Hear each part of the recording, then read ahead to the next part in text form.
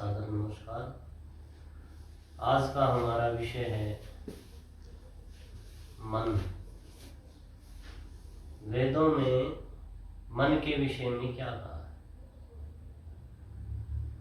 यजुर्वेद के 34वें अध्याय में 6 मंत्र आते हैं जो मन के विषय में कहते हैं कि ये मन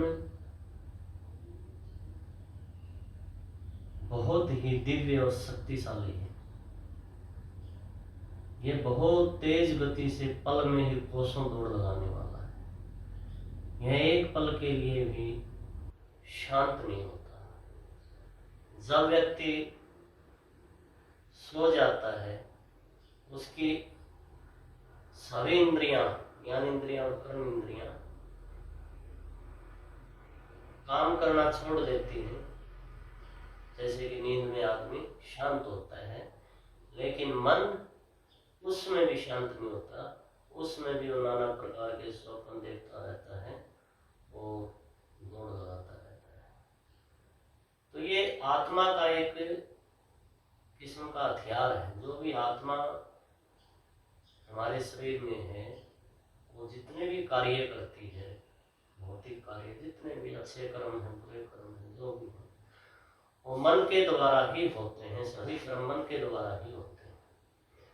तो इसमें प्रार्थना की है परमात्मा से कि हे परमात्मा, ये मेरा मन जो रात दिन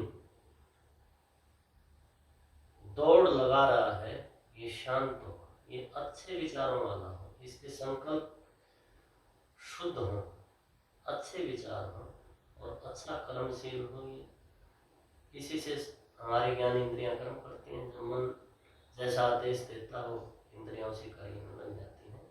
तो इसमें ऋषि प्रार्थना करता है कि जैसे एक चतुर सारथी घोड़ों को अपने वश में रखता है, तो इसी तरह जो बुद्धिमान पुरुष हैं, जो साधक हैं, जो ऋषि हैं, जो संत हैं, वो अपने मन को सीधे मार्ग पे, भक्ति के मार्ग पे अग्रसर करते हैं और मन को एक अच्छे सारथी की तरह, जैसे अच्छा सारथी घोड़ों को अपने काबू में रखता है, इसी तरह से मन को काबू में करें। मन काबू होने से इंद्रियां स्वतः ही काबू में आ जाती हैं। दूसरा, ऋग्वेद के 10वें मंडल में 86वां सूक्त में ऋषि ने एक बहुत ही सुंदर दृष्टांत के रूप में बहुत ही सुंदर ढंग से समझाया है। 86वें सूक्त में 23 मंत्र आते हैं और 23 के 23 मंत्रों में आत्मा, परमात्मा और मन, ये 3 ही विषय लिए हैं। इसमें बहुत अच्छी तरह से ऋषि ने समझाया कि कैसे ये मन आत्मा को भटकाकर परमात्मा से दूर ले जाता है, मिलने नहीं देता। जो परमानंद है, जो सुखों का धाम हो, परमपिता परमात्मा, उससे दूर रखता है। तो ये जो 86वां सूक्त का जो प्रथम मंत्र है, उसमें ऋषि कहता है, उसमें परमात्मा ने कहा आत्मा को, इंद्राणी बोला इसमें, इंद्र इंद्राणी। और इसमें एक शब्द की बार बार पुनरावृत्ति होती है कि मैं इंद्र ही सबसे श्रेष्ठ हूँ, यानी कि परमात्मा की उपासना ही सबसे श्रेष्ठ है। इसमें ये बार बार कहने का भाव यही है, जैसे कि हम कोई वाणी बोलते हैं, उसमें टेक रूप में बार बार टेक को दोहराते हैं। इसी तरह ये टेक ही है कि मैं इंद्र ही सबसे श्रेष्ठ हूँ। तो इसके प्रथम मंत्र में ऋषि कहता है कि ये आत्मा जब परमात्मा के घर से आई, तो परमात्मा ने कहा कि हे इंद्राणी, तू जा, कर्म भूमि में जा और वहाँ संसारिक अपने कर्मों को भोग के वापिस मेरे पास आ जाना। आगे फिर कहता है कि हे इंद्राणी, कि तू तो बिल्कुल ही भूल गई इस मन के बहकावे में आके, और तुम बिल्कुल ही बारमुखी हो गई और इस भौतिक संसार को ही सब कुछ माने बैठी है। और जो तेरा निज सुख, जो परमात्मा का घर है, जो आनंद स्वरूप है, उसको तू बिल्कुल ही भूल गई। ये तेरी एक बहुत बड़ी भूल है। आगे फिर कहा है कि ये जो मन है ये कुत्ते और सुअर की तरह है, सुअर और बंदर की तरह है। जैसे कि बंदर चंचल होता है, ये पल के लिए भी टिकता नहीं,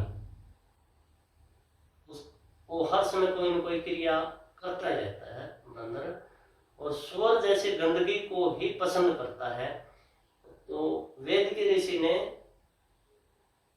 सुअर और बंदर की संज्ञा दी है और इसमें कहा कि जैसे शिकारी कुत्ता सुअर का शिकार करता है, उसको काट डालता है, इसी तरह से तुम इस मन का भी शिकार कर। ऋषि कहते हैं कि हे आत्मा, तो इस मन के बहकावे में न आके इसका शिकार कर और आगे की आगे न बढ़। आगे ऋषि कहता है कि हे इंद्राणी, तो बड़ी सौभाग्यशाली है, तेरा पति परमपिता परमात्मा है। इसमें एक जैसे कि पतिव्रता औरत होती है, वो अपने पति के सिवाय किसी की तरफ देखती भी नहीं।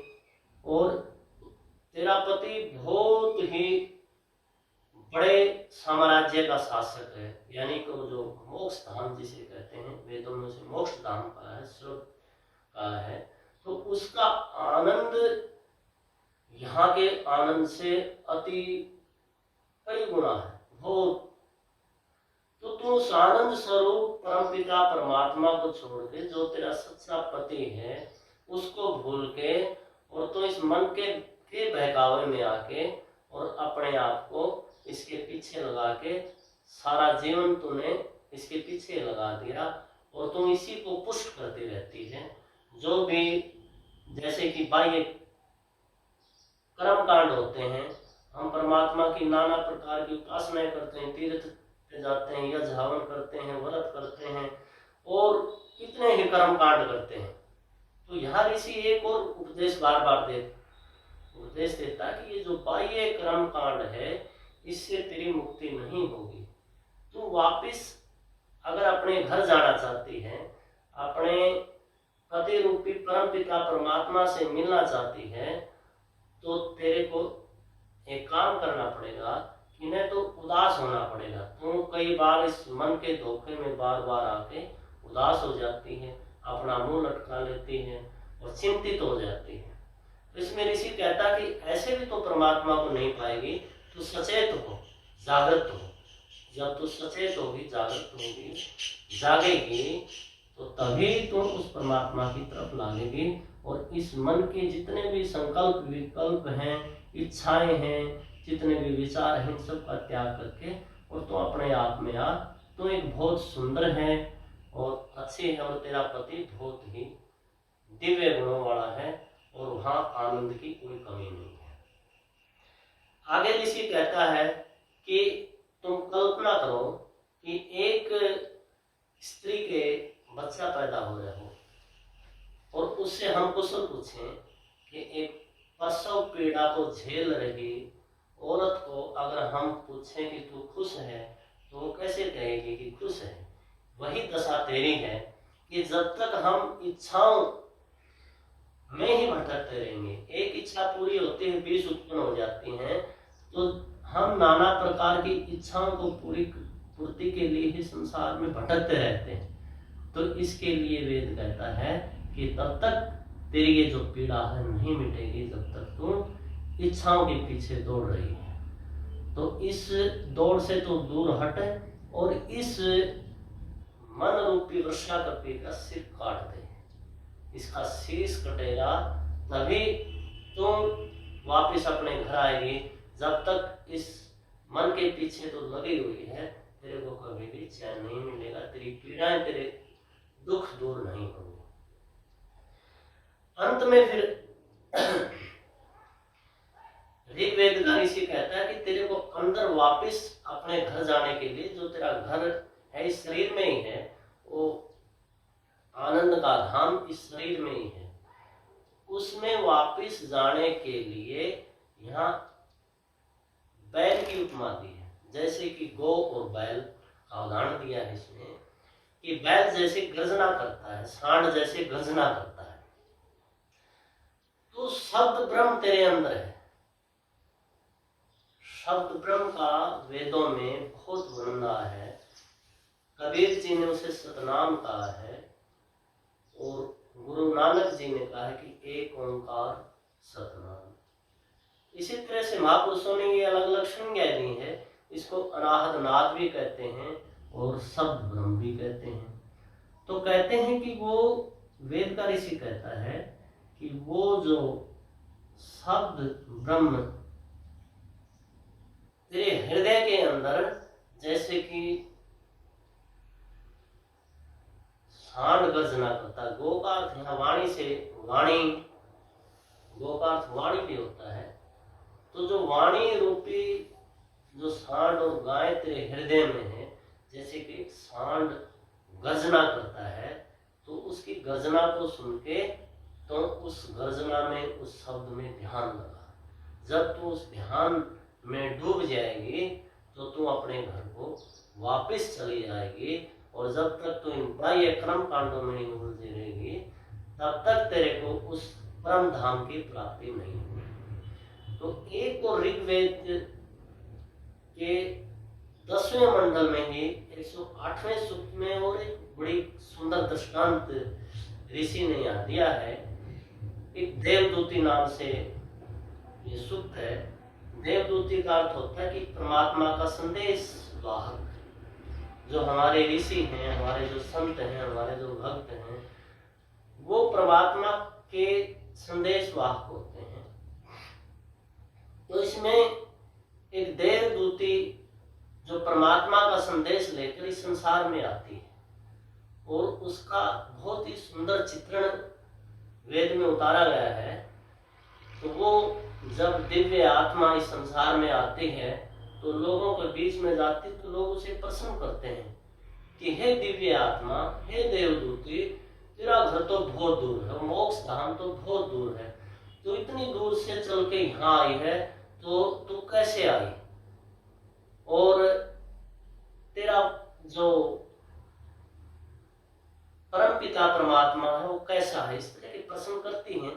तो उसने कहा कि मैं बहुत दिव्य लोक से आई हूँ। उस लोक का वर्णन करती है जहाँ परमात्मा का बड़ा आनंद है और बड़ा सुख है, और तुम भी काम क्रोध लोभ मोह अहंकार को छोड़ के मेरे साथ चलो, परमात्मा की भक्ति करो, उसी की भक्ति में सारे सुख हैं, अन्यथा तो ये संसार सब मिथ्या है, यहीं रह जाएगा। तो वो लोग उसकी बात सुन के, जो भी संसारिक विषयों में आसक्त लोग हैं, वो कहते हैं कि हमें तो इस संसार में ही आनंद आ रहा है, हमारा ये घर है, परिवार है, ये बच्चे हैं और गाय हैं और धन है, सब कुछ धन संपत्ति और परिवार में ही मगन है, आप हमें ये ज्ञान की बातें मत सुनाओ, हमने कहीं नहीं जाना। तब वो देवदूती कहते हैं, हे लोभियो, हे लालचियो, हे मोहियो, ये तुम्हारा वहम है कि तुम सदा यहाँ रहोगे। एक दिन जो भी यहाँ आया है उसने सब ने मौत के मुंह में चला जाना है। ये तुम्हारा लालच व्यर्थ है, ये धन भी तुम्हारा यहीं रह जाएगा, ये किसी काम का नहीं। तो तुम मेरी बात को मानो और परमात्मा की भक्ति करो और अपने निज धाम को चलो। तब वो कहती हैं, वो संसारिक लोग कहते हैं कि हे देवदूती, आप बहुत अच्छी बातें करते हो, आपके वचन हमें बहुत मीठे लगते हैं, आप हमारी बहन हो, इसलिए हम आपकी बहुत सेवा करेंगे, आपको बहुत धन संपत्ति देंगे, आप हमारे पास ही रहो और हम आपको कहीं नहीं जाने देंगे, आप हमारे पास ही रहो, हम आपकी बड़ी सेवा करेंगे।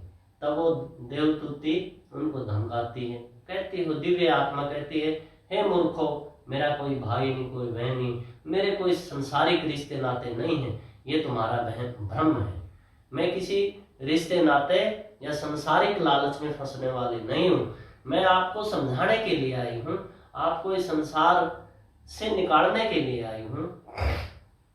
तब वो देवदूती उदाहरण देती है महर्षि अंगिरा का। देवदूती कहती है कि हे लोभियो, हे संसारिक लोगों, तो महर्षि अंगिरा जिसने सोम का पान किया है, जो बड़े ज्ञानी महापुरुष हैं, जो दिव्य पुरुष हैं, तो उनकी शरण में जाओ और उनकी शरण में जाने से, उनका सत्संग करने से वो तुम्हें भक्ति का सरल रास्ता बताएंगे और तुम फिर संसारिक कार्य भी करते रहोगे और परमात्मा की भक्ति करके और अंत में मुक्ति को भी प्राप्त करोगे। तो इस तरह की बातें समझाते हैं वो देवदूती, तो वो लोग नहीं मानते। तो वो अंत में कहती है कि मेरा काम तो परमात्मा का संदेश देना है, मैं यहाँ इस संसार में संदेश देने के लिए आई हूँ, लेकिन जो भाग्यशाली जीव होगा वही मेरे संदेश को ग्रहण करेगा, अन्यथा ये भौतिकवादी जो लोग हैं, भौतिकवादी जो जीव हैं, भौतिकवादी जो आत्माएं हैं, ये कभी भी मेरे संदेश को ग्रहण नहीं करेंगी। लेकिन मैंने तो अपना कर्तव्य करना है और करते जाऊंगी, और मैं संदेश देने आई हूँ, संदेश वाहक हूँ। तो जितने भी ऋषि हुए हैं हमारे, जितने भी संत हुए हैं, जितने भी भक्त हुए हैं, वो परमात्मा के संदेश वाहक थे। तो ये मन बड़ा ही दिव्य, चंचल और तेज गति से चलने वाला है। तो इसको रोकने का उपाय भी वेद ने बता कि उस ब्रह्म शब्द से तुम जुड़ जाओ। जब तक तुम शब्द ब्रह्म से नहीं जुड़ोगे, तुम्हारी अंतर आत्मा में जो हर पल हर समय बज रहा है, जब तक उससे नहीं जुड़ोगे, तुम संसार का जो लोभ मोह अहंकारों से मुक्त नहीं हो सकते। और उससे जब तक ये काम क्रोध लोभ अहंकार नहीं छोड़ोगे, तब तक उससे नहीं जुड़ सकते। तो उससे भी जुड़ना है, संसारिक कार्य भी करने हैं। तो ऋषि ने बहुत ही सुंदर ढंग से इस मन के विषय में बताया है कि ये मन स्वार्थी है, ये लालची है, ये बंदर और सूअर की तरह है। इसका सिर जब तक नहीं काटोगे तब तक बात नहीं बनेगी। गुरु गोरखनाथ जी ने इसको बिना शीश का मृग कहा है।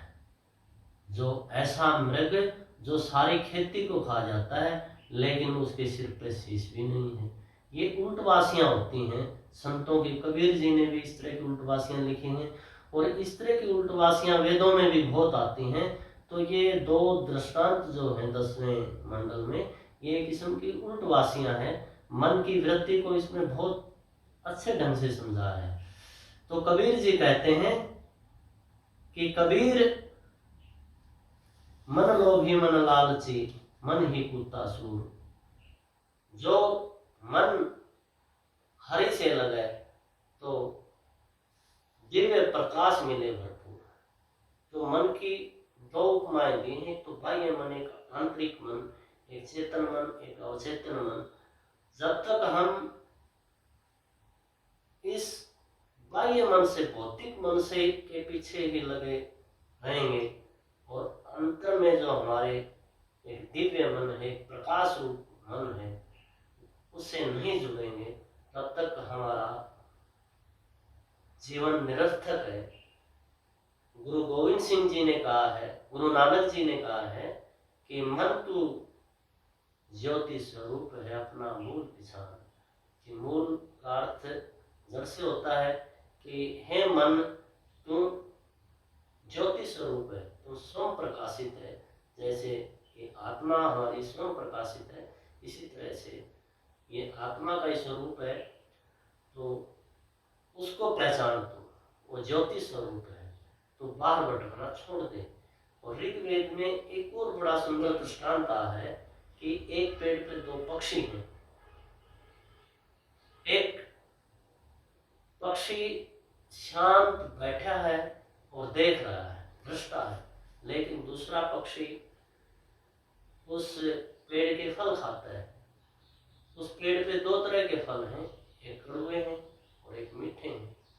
जो पक्षी कड़वा फल खा लेता तो बहुत दुखी होता है, बहुत रोता है, चिल्लाता है, और मीठा फल खाता है तो वो खुश हो जाता है। और एक जो दूसरा पक्षी, परमात्मा रूपी जो पक्षी है, वो सिर्फ देखता है, दृष्टा है। तो यहाँ जीव, परमात्मा और प्रकृति तीनों का वर्णन दिया है। ये आत्मा जब तक कर्मों में लिपायमान है, जब तक ये इच्छाओं की गुलाम है, तब तक ये फलों को खाना नहीं छोड़ेगी, तब तक इसका कल्याण नहीं होगा। तो वेद हमें यही कहता है कि तुम संसार में रहो, निष्काम कर्म करो, और जो मन के तरंगे हैं उनको शांत करो। कबीर जी कहते हैं कि जितनी लहर समंद में तेती मन की लहर, जितनी समुद्र में पानी की लहरें उठती हैं इतनी ही मन में विचारों की तरंगे उठती हैं। और सच्चा साधक वही है जो उन मन की तरंगों को वापस मोड़ दे, वापस अपने हृदय में ही रखे, बाहर न भटके।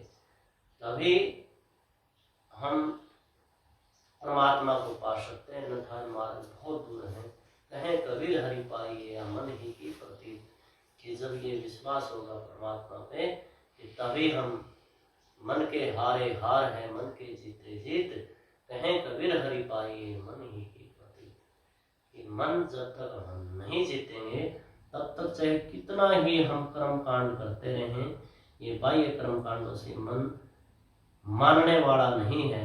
जब तक हम अंतर में समाधिस्थ नहीं होंगे। सब सुख आत्म राम है। कबीर जी कहते कि निज सुख आत्म राम है, दूजा दुख अपार है। कि संसार में बाहर जो दुनियादारी है इसमें सुख आएंगे और दुख आएंगे, लेकिन आनंद इन दोनों से अलग है। तो उस आनंद में डूबने के लिए हमने बाह्य जो मन की तरंगे हैं, मन की उन सभी तरंगों को मारना पड़ेगा। जब तक हम नहीं मारेंगे ये सारे संसारिक हमारी उपासनाएं सब मिथ्या है, और इससे हम कभी भी उस परमात्मा के निज धाम को नहीं लौट पाएंगे। और वहीं हमने अपने परिवार में लौट जाना है। यही वेद हमें बार बार कहता है कि अपने घर वापस चलो। ये तो मौत का संसार है, कितनी रोज की मौतें होती हैं। मृत्यु लोक है, मृत्यु लोक इसे कहते हैं। तो मृत्यु लोक से छूटने के लिए उस अमर लोक में जाना पड़ेगा। वेद कहता है कि वो तेरा जो परम पिता परमात्मा रूपी पति है वो कभी बूढ़ा नहीं होता और न ही वो मरता है। उसकी दो विशेषताएं, उसे विषय विकार छू भी नहीं सकते, वह आनंद स्वरूप है। तो आत्मा रूपी जो पत्नी है उसको अपने पति से मिलने के लिए इस मन रूपी जो व्यभिचारी जो दुष्ट है, जो माया का लोभ है, इसका साथ छोड़ना ही पड़ेगा। इन्हीं शब्दों के साथ इति ओम शांति। और परमपिता परमात्मा से मैं यही प्रार्थना करता हूँ कि आप वैदिक धर्म को अपनाएंगे और दिव्य ज्ञान को प्राप्त करेंगे। इति ओम शांति।